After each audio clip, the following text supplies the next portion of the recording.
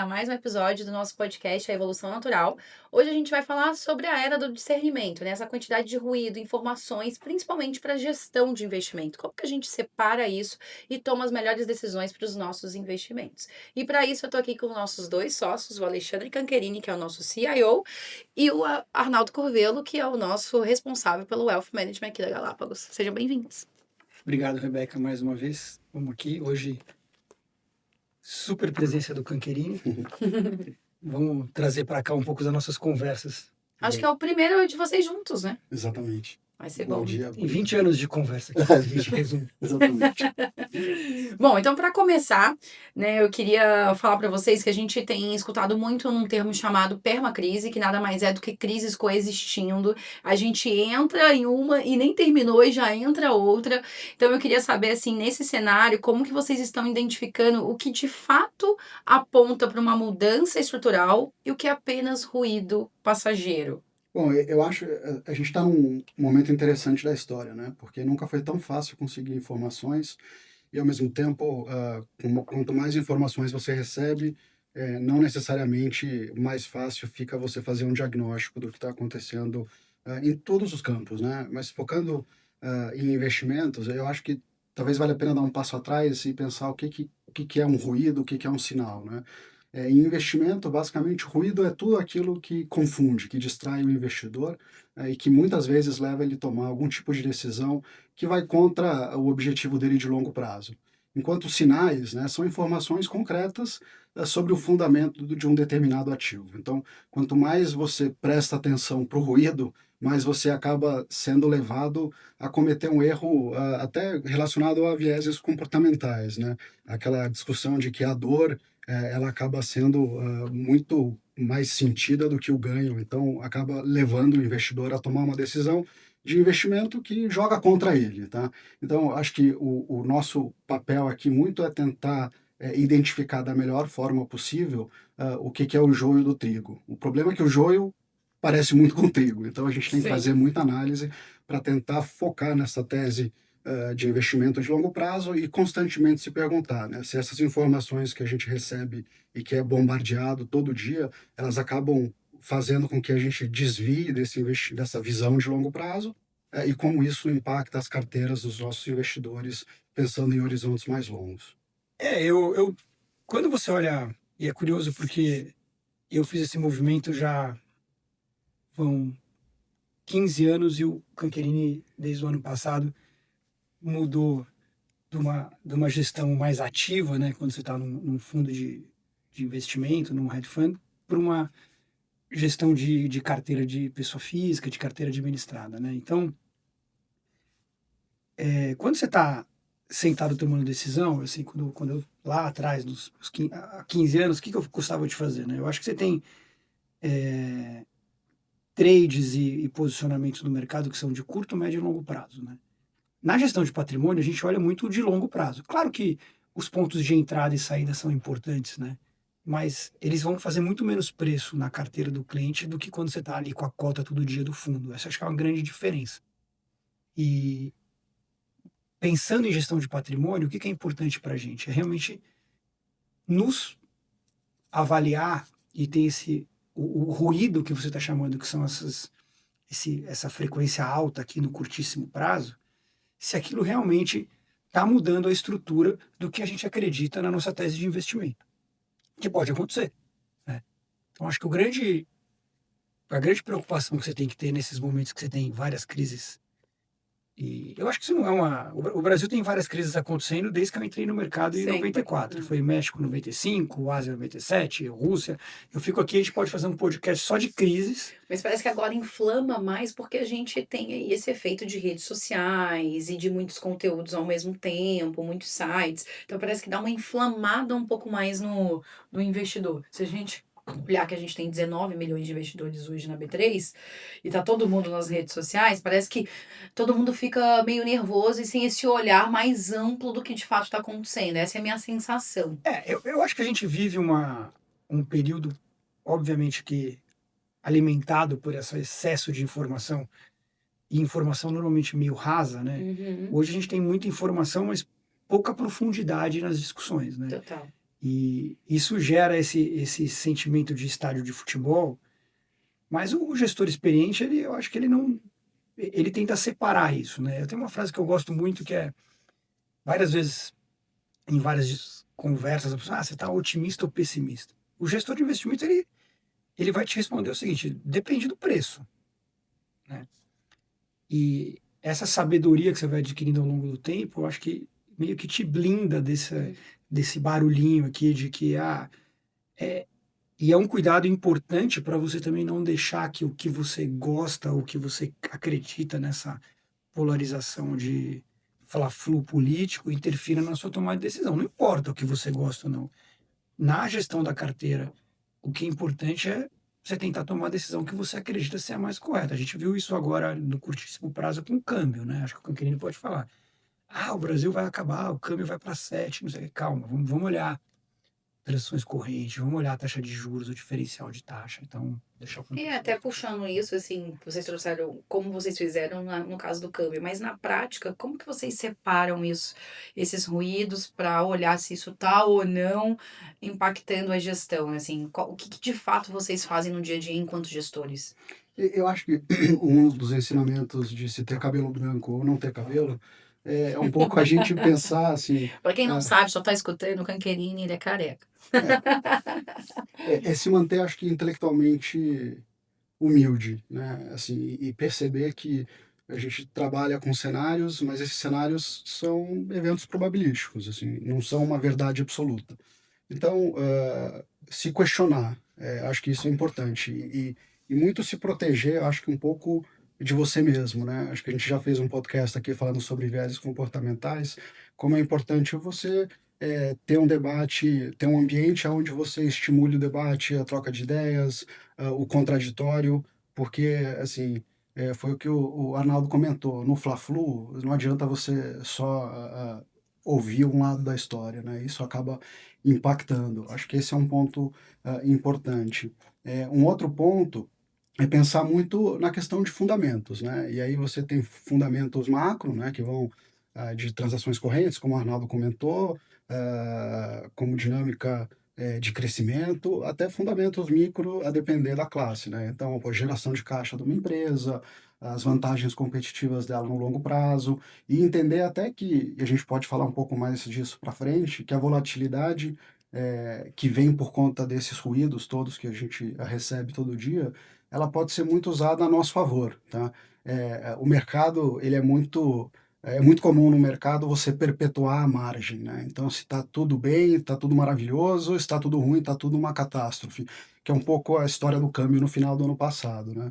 Mas eu acho que é importante a gente dar um passo atrás e lembrar que, em retrospecto, né, quando a gente olha ao longo dessas crises todas, que o Arnaldo comentou, é muito comum a gente falar assim, poxa, era óbvio que depois da crise da Lehman Brothers você ia ter todo aquele estímulo que foi dado. Era óbvio que depois do Olhar para o Covid. retrovisor é sempre mais fácil, É né? isso. Mas no olho do furacão você acaba, assim, é muito comum você acabar não tendo essa visão do fundamento. Então acho que tentar sempre dar esse passo atrás, se distanciar um pouco do calor do momento, é muito importante para tomar decisões de investimento.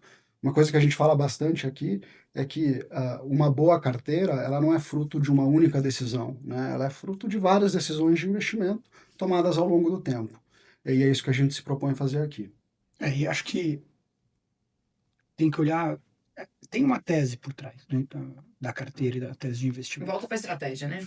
Então, isso está escrito, está ali, está colocado. Claro que a gente vai revisitar isso de tempos em tempos, porque o mercado é dinâmico, a economia é dinâmica, as coisas vão mudando. Mas é muito importante você ter isso bem formalizado, né? Eu sempre gostei de formalizar o porquê que a gente está fazendo aquilo, quais são as razões que nos levaram a tomar aquela decisão e quais são o que você consegue prever, né, ou antecipar, o que pode fazer com que sua opinião e essa decisão que você tomou seja reavaliada, né? E de tempos em tempos você tem que realmente revisitar essa estratégia de longo prazo para ver se realmente você está no caminho correto ou não. E aproveitar. Independente do ruído, não tem que acompanhar, né? O ruído vai ter sempre, né? Eu exato. acho que o ruim do ruído, quando ele vira uma crise mais dinâmica, vamos chamar assim, como a gente está vivendo agora, é porque ele traz incerteza. E aí você tem uma coisa, acho que tem poucas verdades no mercado, mas uma que eu acredito bastante é que quando você tem muita incerteza, você vai ter volatilidade, né? E aí você fica nesse ambiente mais barulhento mesmo, às vezes esperar para tomar uma decisão, né? A gente viveu essa semana, né? A gente precisava fazer uma remessa para uma operação que a gente está fazendo lá fora, do nosso fundo aqui, que é o feeder de uma operação lá fora. A gente tinha que mandar o câmbio bem no dia que saiu o tarifaço. O que é a melhor coisa a fazer? Eu não tenho a menor ideia do que vai acontecer amanhã. Mas assim, hoje certamente não é o melhor dia para tomar essa decisão. Vamos esperar, deixar decantar um pouquinho e vamos ver o que acontece. Eu ia até puxar esse assunto, porque não tem como não, a gente não falar do que tudo está acontecendo aí com essas questões ideológicas, Trump, Brasil e tarifaço, se isso impactou na gestão de vocês, se os clientes eles ficaram um pouco mais, né, receosos e ligaram, mesmo sabendo que a gestão deles é mais de longo prazo. Como que foi isso nessa semana, para a gente trazer um exemplo bem prático do que está acontecendo agora? Eu acho que, assim, até pelo movimento de mercado, obviamente criou um movimento de volatilidade, um ambiente mais volátil. Nós tivemos um comitê de investimento no começo dessa semana, onde a gente repassou por toda a tese, né, à luz da carta que o presidente Trump enviou para o presidente Lula, e a gente revisitou o nosso cenário de longo prazo, se perguntou como que isso impactava os movimentos que nós vínhamos feito e que estamos fazendo nos portfólios. E a ideia aqui até é um pouco na linha do que o Arnaldo comentou. A nossa decisão foi não fazer absolutamente nada naquele momento, porque a gente não tinha informação suficiente, Mas não né? fazer nada também é uma estratégia, né? Sem Porque dúvida, as sem pessoas às dúvida. vezes, que tem que comprar ou tem que vender. Não faz nada, é É uma isso. estratégia. O tempo normalmente joga a seu favor, tá? É, o, o, o Warren Buffett fala um pouco sobre isso, o ACO da Vanguard fala bastante sobre isso, que assim, decisões tomadas em impulso normalmente elas jogam contra, tá? Então, o nosso movimento aqui, que a gente vem feito nas carteiras ao longo do tempo, era de adicionar riscos de forma gradativa. Existe espaço para aumentar risco, só que nesse momento a gente acha que é hora de esperar um pouco, né? Tem alguns dias aí a se desenrolar, né, para a gente entender o que de fato vai acontecer, seja pela resposta do governo brasileiro, seja pela a implementação ou não das tarifas, né? O presidente Trump, ele, ao longo dos últimos meses, ele volta atrás com alguma frequência em algumas decisões que ele anuncia. Então, não está claro para a gente que vai acontecer do jeito que foi escrito na semana passada, no conteúdo da carta, mas por hora a gente acha que tem o nível de risco nos portfólios condizente com o conjunto informacional que está disponível. Uma vez que a gente desenrola e passa pelos capítulos desse livro, a gente pode tomar alguma decisão de aumentar risco ou não.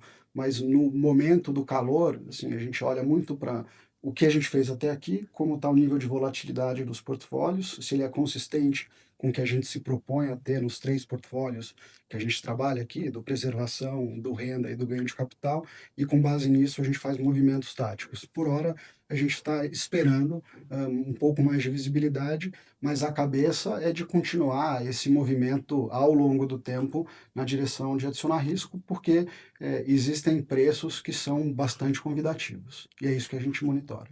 Acho que outra coisa importante, quando você tem um movimento inesperado, né, eu acho que é uma boa oportunidade também para você medir um pouco como o mercado está, né? Tem algo muito importante no mercado que é a posição que a gente chama de posição técnica do mercado, né? Se o mercado já montou as posições que ele gostaria, se ele está se desfazendo das posições, e isso acontece normalmente de uma maneira mais suave. Quando você tem um movimento mais brusco, esse movimento se acentua, né? As pessoas saem para uma corrida para zerar as posições ou aproveitam e o mercado. Pô, por que o mercado não está sentindo tanto como deveria? Porque o mercado, a gente chama de mercado tá leve, né? Às vezes o mercado, ele não se posicionou ainda e está se aproveitando, deu sorte que aconteceu algo inesperado para se posicionar novamente.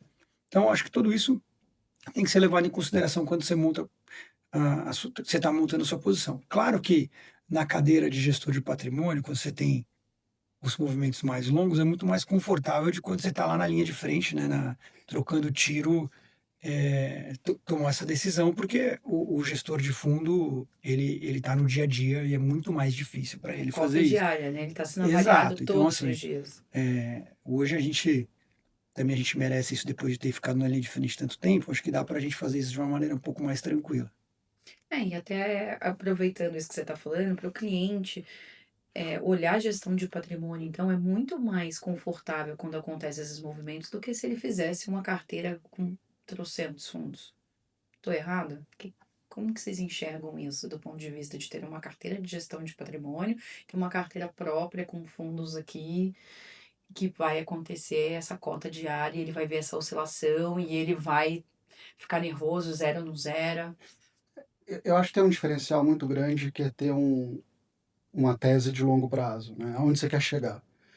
E acho que quando você sabe para onde você quer ir, você consegue com maior facilidade, e não estou falando que isso é fácil, tá? Porque a maioria pega muito mais um fundo porque viu que a rentabilidade foi É, boa do que propriamente o que aquilo ali representa de tese de investimento é para isso. ele no objetivo dele de longo prazo. Acho que uma das coisas mais comuns que a gente percebe aqui é quando nós recebemos novos clientes, né, que vêm para Galápagos, carteiras que elas estão em todo tipo de ativo, né? Não, você olha para aquilo, você se pergunta, mas Por quê? qual foi o racional de Exato. construir isso aqui, né? E é um pouco... É o que você busca, não parece muito claro. É isso, assim, é um pouco... minha filha gostava muito do filme do Gato de Botas, né? E falava disso, assim, se você não sabe para onde você quer ir, qualquer porta que você pega te leva para Sério. qualquer lugar, porque é exato, assim. Então, a gente fala muito sobre isso, assim, saber onde a gente quer chegar e aproveitar esses momentos de volatilidade para adicionar risco, sempre com uma margem de segurança para aproveitar. De novo, a volatilidade, ela é difícil de perceber isso, mas normalmente ela é uma super oportunidade de você montar portfólios vencedores no longo prazo. Eu diria que a gestão de patrimônio é a evolução do que você já tem. Uma Isso. forma melhor de fazer o que você, na verdade, já está fazendo, né? É. Eu queria trazer agora um pouco, saindo de investimentos, mas aproveitando a expertise de vocês em liderança. Porque eu acho que quando, né, os nossos clientes são líderes, a maioria é empresários, e a gente vê que também nesses momentos de ruído é muito difícil deles tomarem as decisões dos negócios deles também, né? Então eu queria trazer um pouco dessa expertise. Arnaldo já foi meu líder, 30 anos aí de mercado, Cancrini é a mesma coisa. Eu acho que a gente poderia explorar aqui. Então, queria entender com vocês, né, essa questão medo, pressão, como manter a coragem nesses momentos para tomar decisões estruturais de liderança nos nossos negócios, nos nossos times. Essa pergunta é interessante, né? Você estava fazendo a pergunta, eu estava tentando lembrar algum grande evento, né? E eu acho que a gente passou no passado recente por um evento que é o verdadeiro cisne negro, que foi o Covid. Nenhum modelo quantitativo, nenhum modelo de risco nunca previu nada parecido com o que foi o Covid, né? E aí ia ficar bem difícil você voltar para o livro texto e falar, pô, peraí, deixa eu tentar entender o que aconteceu. Ninguém viveu aquilo. Não. E ninguém sabia como ia ser o day after daquilo. Então, para mim, talvez tenha sido... Você imagina uma carteira de crédito privado, onde nem você tem, por um lado, os clientes precisando de liquidez, super apreensivos com razão, e do outro, as empresas também na mesma posição. Porque, peraí, como assim? Meu negócio... Eu sempre gosto de dar um exemplo de uma operação que a gente tem num hotel. Em nenhum cenário do mundo a gente imaginou que o hotel ficaria com 0 de ocupação. Exato. Como é que você faz isso, né? E aí eu acho que você tem que realmente tentar refletir o que é melhor você fazer na preservação de capital para jogar na defesa, né? Eu acho que quando você tem uma crise muito grande, a primeira coisa que você tem que fazer é se proteger, né? Vamos tentar ficar o mais líquido possível, vamos tentar entender. A hora que começa a baixar poeira, você sai para as oportunidades, né? E claro que demonstrar, você pode estar em frangalho por dentro, mas você tem que demonstrar alguma serenidade, assim, peraí, tanto com o seu Inteligência time, emocional, né? tanto com o seu time como com os seus clientes, tanto dos que estavam tomando recursos como os que estavam investindo, porque era um cenário assim, vamos acalmar, vamos jogar o máximo que a gente puder na defesa. A gente, na época, a minha grande preocupação era uma judicialização que era um caminho que estava se desenhando, né, de que, pô, agora não tem ninguém sabe o que vai acontecer, ninguém paga ninguém, vamos ver o que vai acontecer. E o que eu tentei fazer na época foi, liguei para todas as operações que a gente tinha, perguntando para quem era, a gente, que era nosso devedor, o que ele precisava naquele momento, o que eu tenho que fazer para te ajudar. Uhum. Né, eu tô ali num momento de muita crise, muita dor, muita preocupação. Pô, peraí, ó, a gente tá aqui junto, agora estamos juntos. O que a gente tem que fazer para eu te ajudar? Você precisa de prazo, você precisa alongar, o que a gente vai fazer? E acho que funcionou bem a estratégia, né? A gente passou, claro que não sem nenhum tiro, mas foi tudo de raspão, assim. Acho que a gente conseguiu sobreviver bem. Mas é isso. Acho Mas que você pensou antes de agir, né? Porque na crise conturbada, a pessoa vai lá e age, e depois ela. Por que eu fiz esse link, né? Depois eu quero que o Canquerini fale um pouco da experiência dele, mas quando você fala coragem e tal, acho que a grande coragem nesse primeiro momento é a de preservação. Principalmente quando você está falando de gestão de patrimônio. Sim. Né? Não é hora de você sair em campo aberto. Não, calma. Na hora que tem uma crise, primeiro você vem para dentro de casa, entende o que está acontecendo. Dá uma recuada, né? Pra depois Eu avançar. acho que essa sabedoria de liderança é importante, né? Uma vez, também num momento de crise muito grande, já lá em 2002, uma crise bem grande aqui no mercado. Eu era bem jovem naquela época. E eu perguntei pro chefe do meu chefe, né, assim, eu tive um call com ele e tal. Falei, cara, ele era mais velho, né? Talvez tivesse a idade que eu tenho hoje. E eu falei, ó, o que você faria numa situação como essa? Aí ele falou, bom, o que você vai fazer? Primeiro você vai ficar líquido, depois você vai ficar líquido, depois você vai ficar líquido. Quer dizer, você não vai fazer nada, você vai se defender, vai olhar o que vai acontecer. Vai ter muito tempo pra você tomar uma decisão. Você não precisa ser o cara que vai fazer o ponto de inflexão. Eu acho que se eu tivesse que adicionar alguma coisa, primeiro tem que aceitar que é normal ter medo, tá? E é normal ter dúvida, e nesse momento que a gente tem as redes sociais amplificando todo o tipo de ruído, isso acaba ficando ainda mais presente. Acho que é aceitar que faz parte. Eu acho que é importante, um pouco na linha que o Arnaldo falou, de ter margem de segurança, de errar talvez no tamanho certo, sabe? Porque quando você, nesses momentos de maior volatilidade, constrói uma posição de liquidez grande, é isso que lá na frente vai te dar a possibilidade de você comprar ativos bons a preços muito descontados. Se você acaba queimando a largada, talvez você não esteja vivo para chegar do outro lado. Então, acho que errar do tamanho certo, margem de segurança, conhecer muito bem o que você Essa frase, inclusive, é de um grande banqueiro. Não tem problema errar, só erre do seu tamanho. é isso, e corrija rápido. É. E acho que estudar, conhecer profundamente o que você faz, o porquê que você faz, e ter paciência e consistência, porque por mais difícil que pareça no momento do calor, a paciência acaba pagando muito bem no longo prazo. E a gente tem pouca paciência hoje em dia, né? É. Vide geração ansiosa, que a gente estava lendo o livro. Mas esse é um desafio quando você está na ponta final com pessoa física, né? E tudo isso que você trouxe, ele realmente acalora a discussão, né? Você tem um cara desesperado, não, eu lembro na eleição, não, agora acabou, o Brasil vai acabar, o dólar vai para 8, para 10. E tem gente que toma essa decisão e a gente tenta colocar as coisas como a gente oscila, né? Assim, não há mal que sempre dure, né? E uma hora a gente vive no Brasil, o Brasil é um país animado, né? A gente sempre fala isso aqui, vai acontecer alguma coisa, né?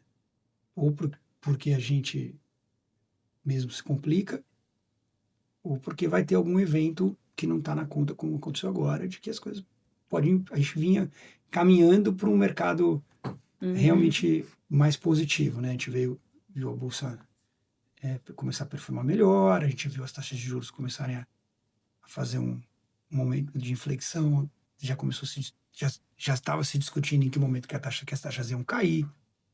O que essa nova medida traz é uma reavaliação desses cenários, como o Canquerini colocou, né? A gente trabalha com cenários e probabilidade de eles acontecerem.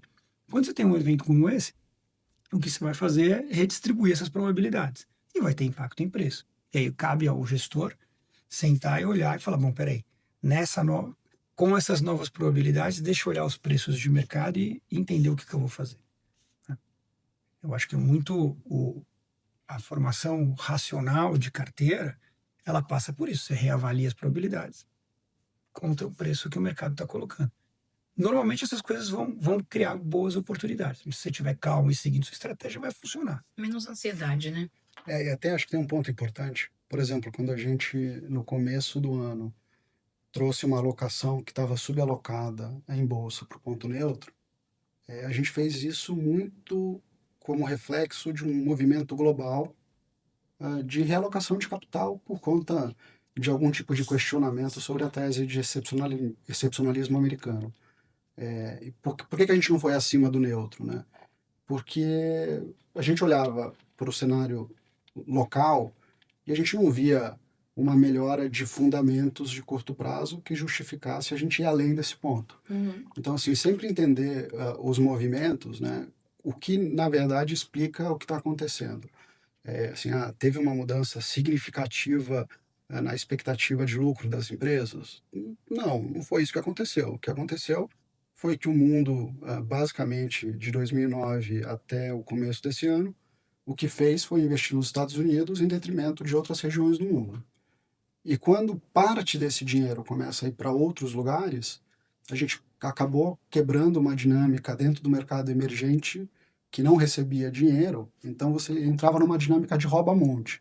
Então, se você quer comprar China, você tem que vender Brasil. Se você quer comprar México, tem que vender China. Então, isso trazia uma volatilidade adicional. Quando a gente começou a perceber esse fluxo para a classe de emergentes, foi um movimento que a gente falou, olha, é hora da gente aumentar para o ponto neutro. A gente estava subalocado, foi uma decisão correta, principalmente quando a gente olha o que foi a performance de renda variável ano passado.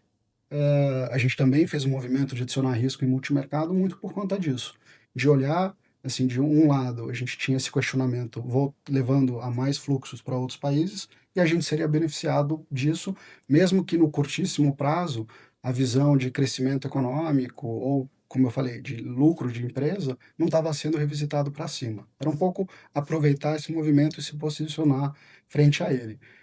Por que a gente não foi adiante e por que a gente pode ir daqui para frente? Primeiro, porque os preços estão num nível diferente do que estavam. Então a gente olha muito para preço também. Claro. Então, para encerrar, o Arnaldo trouxe aqui muito do que ele viveu na pandemia, como essas decisões de liderança, né? E ele teve que sustentar. E você, Cancarini, o que você viveu assim na sua vida que você poderia trazer aqui também para os nossos ouvintes? É uma boa pergunta. No Joesley Day, a gente tinha uma posição bastante grande no Itaú Unibanco. E o mercado abriu com mais de 10% de queda. Sim. E naquele momento a gente decidiu, a gente fez uma reunião super longa, né? E a gente, obviamente, tinha uma discussão muito grande de, nossa, vamos vender tudo, se esconder embaixo do cobertor e ver o que acontece. Mas naquele momento, a nossa decisão foi um pouco pensar o nível de discussão que estava acontecendo, por exemplo, no conselho do banco. E no conselho de outras empresas que a gente tinha nos portfólios, né? E a vida segue, sabe? Eu duvido que na reunião de conselho daquele dia o banco estava tendo o mesmo tipo de preocupação que a gente tinha na nossa reunião. Obviamente que deve ter sido uma discussão muito longa, né, sobre o que fazer em resposta ao que estava acontecendo, mas o banco seguia, sabe, a sua disciplina de originação de crédito, seguia com uma agenda de ganho de eficiência, seguia a ser a empresa que a gente investiu um dia antes, 6 meses antes, um ano antes. Então, de novo, eu acho que essa coisa de você quase que ter um diário, sabe? Assim, por que você investe, né? Por que eu comprei esse ativo? O que me faria desinvestir, né? E sempre revisitar ela. Então, naquele momento que a gente fez, a gente começou a reunião com uma discussão se a gente reduzia ou não. A gente acabou aumentando a exposição no banco e em várias outras empresas boas, que acabou sendo uma decisão super acertada. Legal, bom. Né? Bom, obrigada por vocês dois, foi ótimo. Eu acho que o investidor, né, que no final nos escuta, ele entender como que no portfólio dele ele toma as decisões e tirando, segregando um pouco todo esse ruído é importante, mas também contar com profissionais, né, como vocês no dia a dia, ajuda ainda mais a ele catalisar esse processo de gestão de patrimônio. Então, obrigada. Obrigado, Rebeca. Obrigado, Kanker. Obrigado, Arnaldo. Obrigado, Rebeca. Sempre um prazer. Obrigada, até a próxima. Obrigada a você que nos assistiu até aqui. Você pode acompanhar tanto no YouTube quanto no Spotify. Até o próximo Evolução Natural. Até lá.